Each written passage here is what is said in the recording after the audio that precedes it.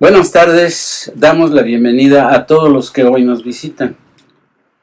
Hoy 6 de junio del 2021, día de elecciones en México, rogamos a nuestro Dios derrame de su gracia para que éstas se realicen en paz, pidiendo además que quienes queden para gobernarnos lo hagan conforme a la voluntad de Dios. Por otro lado, también le rogamos por su gracia nos permita entender y amar su palabra para ponerla en práctica. Señor, todo esto te lo pedimos en nombre de nuestro Señor Jesucristo. Amén. El asunto que hoy veremos es sobre el amor. El tema, el amor quita temor. El título, rescatemos a los que se pierden. El texto que utilizaremos para esta reflexión está en Proverbios 24, versículos 10, 11 y 12. John MacArthur menciona que 50,000 personas mueren cada semana en los Estados Unidos. Considerando el número total de pobladores en los Estados Unidos con respecto a los que hay en México, en nuestro país, estarían muriendo esta semana 19,300 personas que necesitarían ser rescatadas de la muerte. Quizás no todas. Seguramente muchos de ellos estarán muriendo en sus pecados. Estos, según la Biblia, pasarán la eternidad confundidos, lejos de Dios, en el lago de azufre y fuego. Según estos datos, esta semana muchos miles necesitarán ser rescatados. Jesús en Marcos 12:31 dice a los creyentes que el segundo mandamiento de Dios más importante es: amarás a tu prójimo como a ti mismo. No hay otro mandamiento mayor que estos, refiriéndose también al primero, que es amar a Dios sobre todas las cosas. Dios, por amor a su creación, envió a Jesucristo, hombre, a morir en la cruz, para rescatar del camino de muerte a los hombres, y esto es porque de tal manera amó Dios al mundo, que ha dado a su Hijo unigénito, para que todo aquel que en él cree no se pierda, mas tenga vida eterna. Usted sabe a qué versículo me estoy refiriendo en este momento. El día 20 de junio del 2019, en una ciudad de Colombia, salían del ascensor de un edificio una mujer y su hijo pequeño. Pudimos ver en YouTube, en ese momento, que ella, ocupada y distraída en ir viendo su celular, el niño se dirigía hacia un barandal para apoyarse, lo cual no pudo hacer, cayendo hacia el vacío. Moviéndose muy rápidamente, la mujer se hincó en el piso y tomó rápidamente con una mano al niño del tobillo izquierdo, evitando así su caída. Literalmente lo rescató de la muerte. En el cerebro, ojos, músculos de esta madre hubo una gran descarga amorosa de adrenalina protectora. Para mí, esa adrenalina que le impulsó a moverse tan rápidamente aún estando distraída, fue solo por una causa: su amor de madre, por lo cual pudo rescatarlo. El amor al prójimo, como dice Jesús en Mateo 22:39, debe ser el mismo impulso de un creyente genuino para querer rescatar a los perdidos. De esto estaremos hablando hoy. Vayamos al texto de hoy en Proverbios 24, como dijimos, versículos 10, 11 y 12, que dice así: si en el día de la aflicción te desanimas, muy limitada es tu fortaleza. Rescata a los que van rumbo a la muerte. Detén a los que a tumbos avanzan al suplicio. Versículo 12, pues aunque digas, yo no lo sabía, ¿no habrá de darse cuenta el que pesa los corazones? ¿No habrá de saberlo el que vigila tu vida? ¿El que paga a cada uno según sus acciones? Veamos el primer tema en el versículo 10, que le puse como título, ser fuertes ante los problemas. ¿Qué puede ser un día de aflicción? Una aflicción es una molestia, es un sufrimiento físico, pero también es una pena, un pesar o un dolor emocional, psicoemocional. Podría ser, por ejemplo, no pagar a tiempo o poder pagar las cuentas acumuladas. Otro ejemplo puede ser un despido del empleo donde estuvimos trabajando parte de nuestra juventud. En mi caso, yo estuve trabajando casi 40 años en esa empresa. Tener una enfermedad degenerativa o un accidente es otro motivo. Un accidente que ocasione que no nos podamos cuidar nosotros mismos. O cuando ya estamos, como dicen en España, muy mayores. Acá diríamos ancianos o viejitos. Cuando se van perdiendo algunas capacidades por las cuales vamos perdiendo movilidad y otras funciones.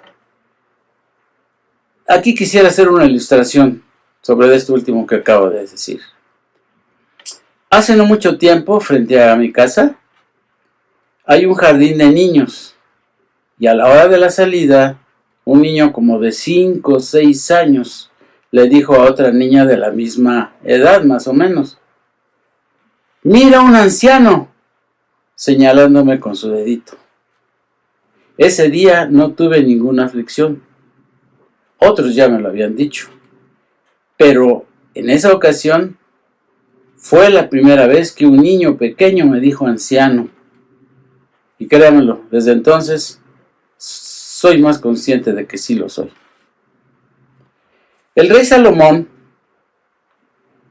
un libro autobiográfico que es el libro de Eclesiastés, y probablemente él es el autor del proverbio que estamos analizando, dice que desanimarse es tener muy poca fortaleza ante las dificultades. También en su libro se menciona muchas veces la palabra vanidad, lo cual significa cosas vacías, sin valor permanente, que también conducen a la frustración y son también causa de dolor, de tristeza y de desánimo. La expresión aflicción de espíritu aparece 9 veces en el libro y tiene en el trasfondo palabras como trabajo, faena, obra, malas obras, días malos, violencia, molestia, opresión y luto, las cuales destacan visiblemente. Pero a diferencia del resto del libro, el capítulo de conclusión habla del temor de Jehová y la obediencia a sus mandamientos. Carmen Camino, una maestra de estudio bíblico del Perú, dice que durante las situaciones estresantes y dolorosas de la vida, en lugar de desanimarse, se trata de ser fuerte espiritualmente y de comprometerse con Dios. Hablando de espiritualidad, a veces la gente busca la solución de sus conflictos para encontrar la paz, pensando encontrarla a través de ella, y a menudo lo hace complicándose más la vida. Recuerdo la historia de Fanny Cano, exitosa actriz mexicana en teatro, cine y televisión en la década de los 60-80. El siguiente comentario lo tomé de un periodista de la época y dice: Fanny, en los últimos años de su vida, se alejó del mundo de la ficción y la vanidad.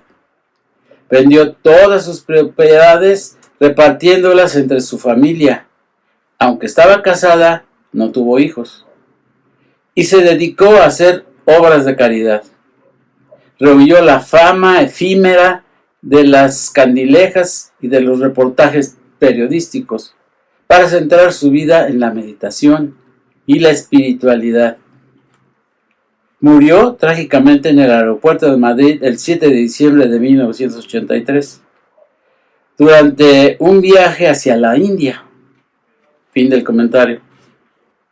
Seguramente la actriz iba en busca de la paz y la espiritualidad, lo cual se decía entonces, y aún se dice, que en la India se pueden encontrar. No digo que por eso murió, ni sugerir otra cosa. Solo relato lo que ese periodista comentó que sucedió en aquel momento.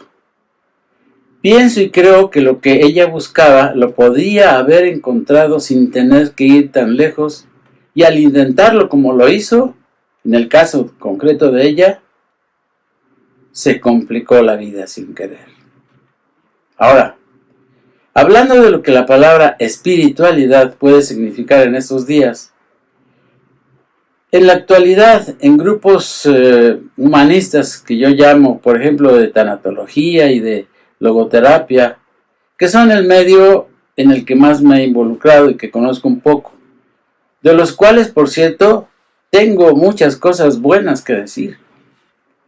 Ahí se hace énfasis en que la espiritualidad se encuentra en nosotros mismos y se potencia con prácticas como la meditación, los ejercicios respiratorios, los ejercicios físicos, la ropa holgada, los espacios tranquilos y a la intemperie, la buena alimentación y un etcétera, etcétera. Y no se habla de Dios o religión alguna.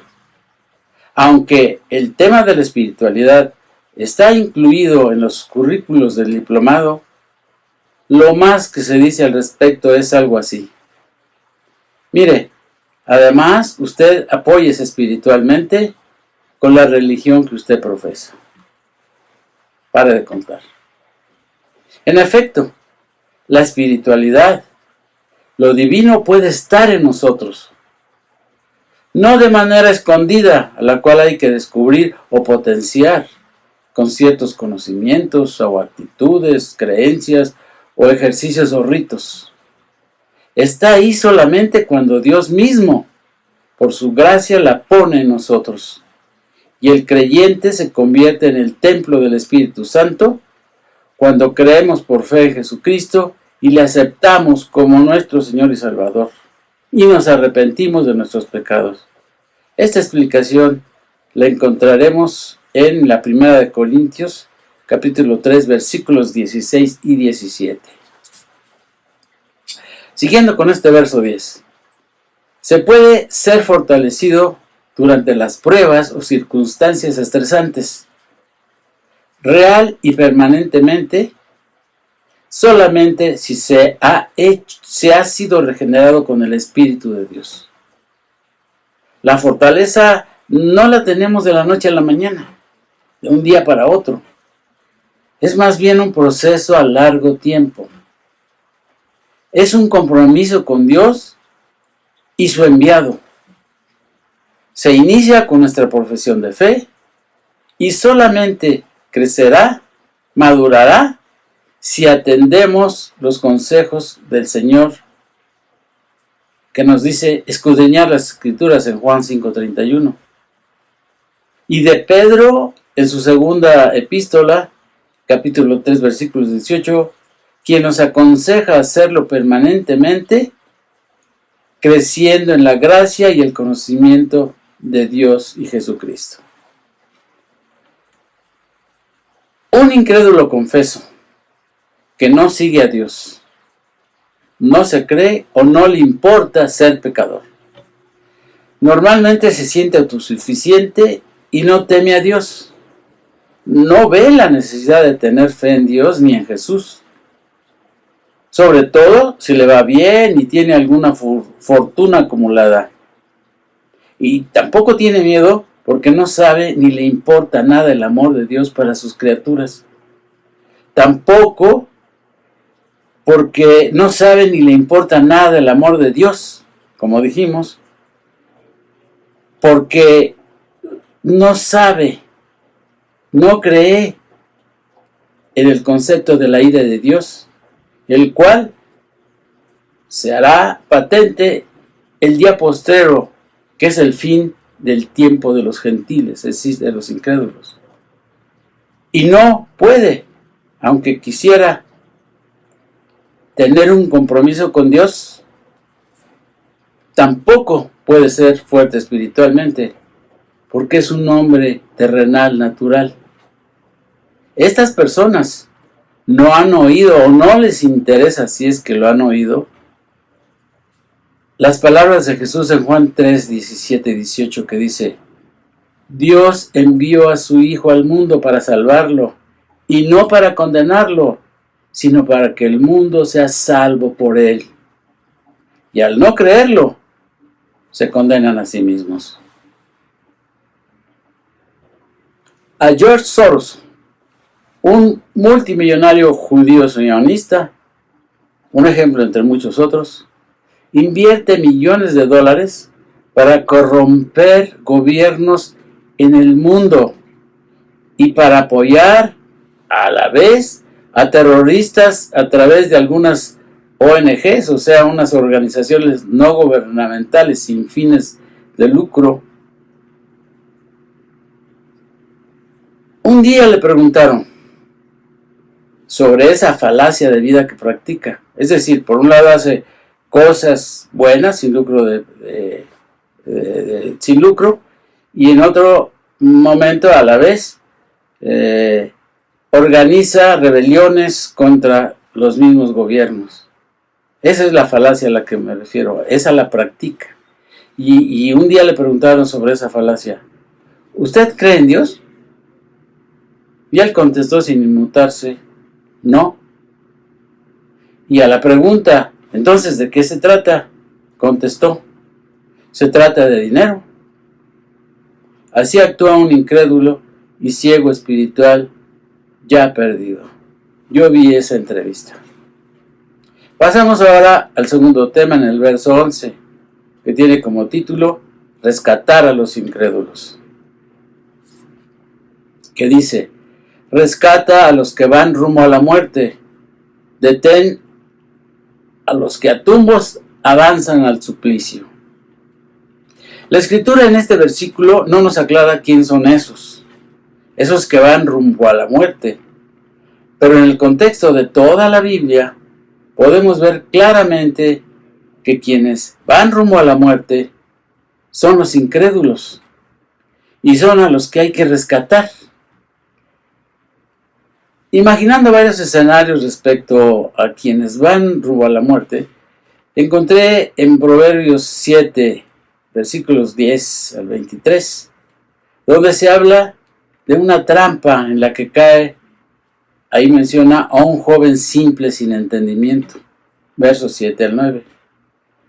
Al seguir una mujer con atavío de ramera y astuta de corazón, quien engañaba a su marido que estaba de viaje, nos lo relatan los versos 10 al 19, y quien, como buey, va al degolladero, o como ave que se apresura a la red y no sabe qué es contra su vida, hasta que la saeta traspasa su corazón, como nos los explican los versos 22 y 23.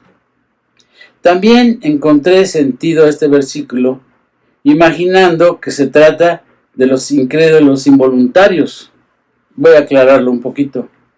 ¿Qué es un incrédulo voluntario? Puede ser alguien que solo por ignorancia, porque todavía es pequeño, ¿verdad?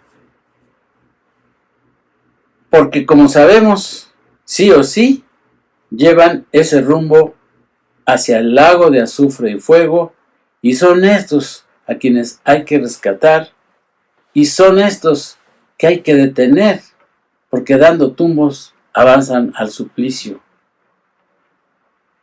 Cuando compartimos a las personas el mensaje, debemos saber que esto es un mandato del Señor. y tratar de que voluntariamente se hagan sus discípulos, enseñándoles, como dice Mateo 28, la gran comisión, en los versículos 18 al 20, que guarden todas las cosas que Jesús nos ha mandado, porque en su presencia estará todos los días con nosotros hasta el fin del mundo. Debemos advertirles también que de no creer ni aceptar la verdad de la palabra y rechazar en su vida a Jesucristo, la ira de Dios se manifestará sobre ellos. ¿Cuándo? El último día de esta era. Cuando Jesús venga por segunda vez. En aquella ocasión futura serán apartados e irán a parar eternamente al lago de azufre y fuego. En esto consiste la ira de Dios. Pero gracias sean al Padre por Jesucristo, porque hacia allá íbamos nosotros, antes de que el Señor en su gracia y misericordia nos rescatara y detuviera nuestra vida de ir al suplicio. Jesús mismo dice que Él no vino a juzgar, sino a salvar al mundo, en Juan 12, 44 al 50. Estos son aquellos que el Padre le dio para que ninguno se pierda y pueda tener vida eterna, como dice Juan 6, 39 y 40. Gloria al Señor, hermanos. Y veamos la importancia que tiene para que los incrédulos puedan ser uno de estos, o sea, de los ya salvos, y no se pierdan. Nosotros debemos intentar rescatarles, dándoles a conocer las buenas nuevas de Jesucristo, predicándoles a tiempo, fuera de tiempo, esperando y orando que Dios haga la obra en ellos. Jesús, después de su resurrección, poco antes de ser recibido arriba, dejó el encargo a sus discípulos. Esta es la otra parte de la gran comisión. Ir por todo el mundo y predicar el evangelio a toda criatura. El que creyere y fuere bautizado será salvo, mas el que no creyere será condenado, dice Marcos 16, 15 y 16. Como tú me enviaste al mundo, así yo les he enviado al mundo. Juan 17, 18. Y entonces Jesús les dijo otra vez, paz a vosotros. Como me envió el Padre, así también yo os envío. Y habiendo dicho esto, sopló y les dio y les dijo, reciban el Espíritu Santo. Juan 20, 21 y 22. Como podemos ver en estos versículos, el Señor les dio un mandato, sí, pero también les dio los recursos para llevarlo a cabo. Los pastores y colaboradores cercanos que hoy tengan una congregación, sea chica o grande, tienen al igual que aquellos discípulos la misma misión y también el mismo potencial, el mismo poder espiritual del Espíritu Santo de Dios. Pasemos ahora al tercer tema, en el verso 12. Título es, no digamos yo no sabía, pues aunque digas yo no sabía, ¿no habrá de darse cuenta el que pesa los corazones? ¿No habrá de saberlo el que vigila tu vida? El que paga a cada uno según sus acciones. Sabemos que existen muchas iglesias cristianas que han olvidado esta misión. ¿Cuál? Lo recordaré. Ir por todo el mundo a predicar el evangelio a toda criatura. Dedicándose a otras cosas que parecen cristianas, que no están mal, pero cosas que con el tiempo y tal vez hasta buscando la mejora, pero sin tener en cuenta los principios básicos dados por Dios a la iglesia, que son inamovibles, tienden a degenerar y hasta pervertir doctrinas sanas. Y en consecuencia, van alejándose de las verdades bíblicas, olvidando o descuidando los principios, las doctrinas de Dios, los mandatos y preceptos de Jesús y consejos a través de sus apóstoles. A esto se le conoce en general con el calificativo de apostasía. Y en ese tema solo quiero mencionar 4 razones que pueden llevar a una iglesia a ese estado, a la apostasía. La primera sería ignorancia de las Escrituras. Usted lo puede ver en Oseas 4:6 y en Jeremías 5:4. Segunda, confianza ciega en los hombres. Usted lo puede ver en Mateo 15, versículos 13 y 14 y en Efesios 4:14. Tercera, dejarse llevar por sentimentalismos, o sea, por emociones, como nos lo dice Romanos 10:2 y Romanos 12:1. Y una cuarta razón es elevar los deseos personales sobre la palabra de Dios, como nos lo dice 2 de Timoteo 4:4.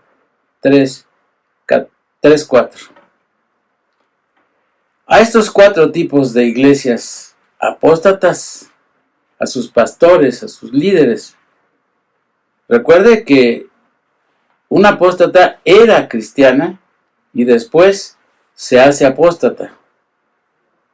Son a quienes dice este proverbio: no digas que no lo sabía, creyendo que Dios no vigila tu vida y por eso Él paga a cada uno por sus acciones.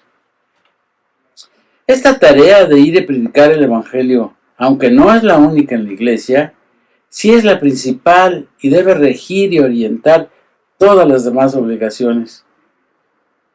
Todo lo que hagamos en la iglesia debe estar orientado, dirigido siempre por esta prioridad. La enseñanza, la alabanza, la adoración, la predicación, la escuela dominical, etc., deben ser las acciones que tendrán como fin el capacitar a la iglesia. ¿Para qué? Para ir y predicar el Evangelio a toda criatura, dentro y fuera de las paredes de la iglesia. ¿Cómo hacerlo? Hay muchas maneras, hay varios métodos, uno de los cuales en otra ocasión, quizás la próxima, hablaremos más en detalle del cómo capacitar a esa iglesia. Sí, la predicación del Evangelio es la principal tarea de la iglesia para la salvación de los incrédulos. Pero tengamos en cuenta una cosa: no descuidar nuestros otros deberes, en particular si se tiene una familia que cuidar, que mantener, un trabajo que cumplir, etc. Si alguno siente la necesidad de dedicarse por completo a esta tarea, debe ser solamente debido a un llamado de Dios, el cual debe quedar claro y además avalado por la iglesia.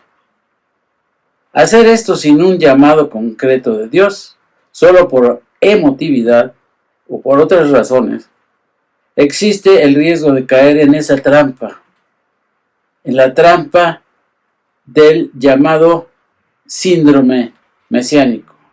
¿Qué es esto? Déjenme aclararlo un poco. Este síndrome, lo dicen, que es un estado psicológico en el cual el individuo cree estar destinado a ser salvador espiritual en algún campo concreto, o dígase algún grupo, o en algún evento, o en torno a una determinada situación, o incluso abarcando a toda la humanidad. Y en este último ejemplo, podemos ver en la red que hay muchos mesías, los cuales ahora se conocen como profetas o iluminados. Para una mayor información al respecto, usted puede acceder al sitio Programa Falsos Profetas, Ser Historia, Cadena Ser. en donde se dice que Christopher Busselli llegó a contabilizar 160 de estos profetas y de estos iluminados entre el último siglo antes de la era cristiana y el año 1993. Cuando el Señor un día a una persona en particular o a los responsables de una congregación nos pida cuentas, no le podremos contestar, yo no lo sabía. Porque Dios vigila nuestra vida y conoce nuestros pensamientos y nuestro corazón y sabe bien si cumplimos o no su mandato. En ese sentido, hermano, solo un par de preguntas retóricas. Hermano o hermana, ¿a cuántas personas les ha predicado el Evangelio esta semana? ¿Cuándo fue la última vez que compartió el Evangelio a una persona? Para ir ya casi terminando, veamos la frase: Él le paga a cada uno según sus acciones. Esta frase puede tener dos sentidos, uno negativo y otro positivo. Uno tal vez suena como a juicio en una sala donde hay tribunales, jueces, testigos, alguaciles, y puede ser la ira de Dios, como vimos antes en el tema número 2. El otro, el positivo, evoca un lugar elevado, Bimá, a donde se sube con escalones una plataforma, una tribuna, usada como asiento oficial de un juez. Un lugar en donde se sentaba el juez en la arena y desde donde recompensaba a los participantes de un evento deportivo. La palabra Bimá nunca se usa en el sentido judicial. Asociadas con esta palabra están las ideas de prominencia, dignidad, autoridad, honor y recompensa, en vez de las ideas de justicia y juicio. Ya que como iglesia o como persona, al menos que caigamos en el sentido negativo de lo que hablábamos antes, es decir, en la apostasía, este juicio no se llevará a cabo contra los creyentes redimidos. Esto nos lleva de la mano al texto de 2 Corintios 5, 9 y 10, en donde se menciona el tribunal o juicio que tendrán los creyentes. El juicio de los creyentes no tiene nada que ver con la salvación. Somos salvos por fe y la salvación, fue cumplida en la cruz. Tampoco tiene que ver con lo que pueda yo hacer para Dios. Dios no necesita nada de lo que yo pueda hacer. Las recompensas serán el resultado del fruto que el Espíritu Santo haya podido producir a través de mi vida. ¿Qué dice Primera Carta a los Corintios capítulo 3 versículos 12 al 16 en este respecto? Dice así: si alguien construye sobre este fundamento, es decir, sobre Cristo, ya sea con oro, plata y piedras preciosas, o con madero, heno y paja, su obra se mostrará tal cual es, pues el día del juicio la dejará al descubierto. El fuego la dará a conocer y pondrá a prueba la calidad de trabajo de cada uno. Si lo que alguien ha construido permanece, recibirá su recompensa, pero si su obra es consumida por las llamas, él sufrirá pérdida. Será salvo, pero como quien pasa por el fuego. Y termina el versículo 16. ¿No saben que ustedes son templo de Dios y que el Espíritu de Dios habita en ustedes?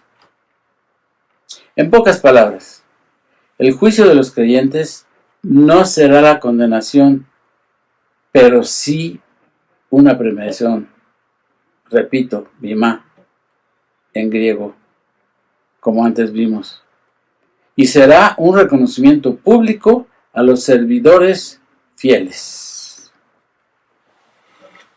Quisiera ahora sí terminar haciendo un muy rápido y breve resumen de los 3 puntos que antes vimos. Y el primero es que ante los problemas se trata de no desanimarnos y de ser fuertes espiritualmente, porque tenemos el potencial para eso. Y además de voluntariamente comprometerse con Dios, como nos lo dice el versículo 10. Segundo punto que vimos: rescatemos a los incrédulos que van rumbo a la muerte y que avanzan al suplicio. Prediquémosles el evangelio y procuremos que sean discípulos de Jesús. Versículo 11. Y tercer punto que vimos, tercera reflexión: no digamos yo no lo sabía, pues Dios conoce nuestros corazones y vigila nuestra vida y bien sabe si compartimos o no las buenas nuevas del evangelio, y sabe las razones por las que no lo hacemos. Y recordemos que a los redimidos se les entregarán galardones según sus acciones, y a los necios incrédulos irán al suplicio eterno, también por sus acciones, como vimos en el versículo 12. Hermano, hermana, amigo, que nos ves y nos escuchas, de esta manera estamos terminando esta reflexión, esperando que el Señor les bendiga grandemente y que por su gracia podamos vernos y escucharnos otra ocasión futura. No olviden ir a votar. Dios los bendiga.